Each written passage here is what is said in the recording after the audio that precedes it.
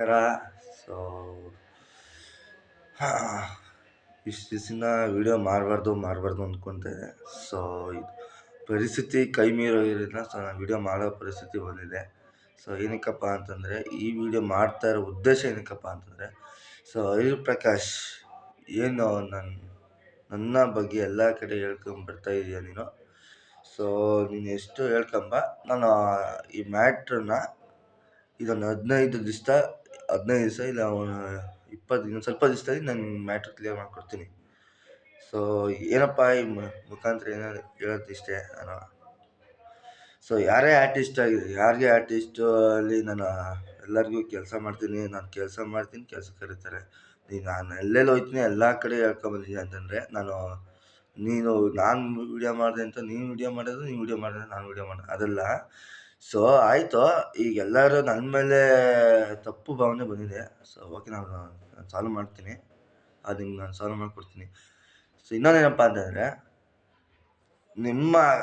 ನಮ್ಮ makeup artist ಆಗಿರ್ಬೋದು, ನಮ್ಮ ಮೇಕಪ್ ಅಸಿಸ್ಟೆಂಟ್ಗಳಾಗಿರ್ಬೋದು, ನಮ್ಮ ಅಣ್ಣ ಮೇಕಪ್ ಅಣ್ಣಂದಿರು, ಎಲ್ಲ ನಮ್ಮ ಅಕ್ಕ ತಂಗಿರು, ನಾನು ಹೀರೋಯಿನ್ಗಳನ್ನೆಲ್ಲ ನನ್ನ ಅಕ್ಕ ತಂಗಿರು, ಅಣ್ಣ ತಮ್ಮದಿರು ಅಂತ ಭಾವಿಸೋನು. ಓಕೆನಾ. ನಾನು ಈ ವಿಡಿಯೋ ಮುಖಾಂತರ ನಾನು ಏನಾರ ಮಾತಾಡೋದು ನಿಮ್ಗೆ ಇಷ್ಟ ಆಗಿಲ್ಲ ಅಂತಂದರೆ ಕ್ಷಮಿಸಿ, ತಪ್ಪಾಗಿದೆ. ಓಕೆನಾ. ನಾನೇನಾರ ಅಕಸ್ಮಾತ್ ಮಾತಾಡಿ ತಪ್ಪಿದರೆ ನೀವು ನನ್ನ ಬೈಕೊಳ್ಳಿ, ನನಗೆ ಬೇಜಾರಿಲ್ಲ.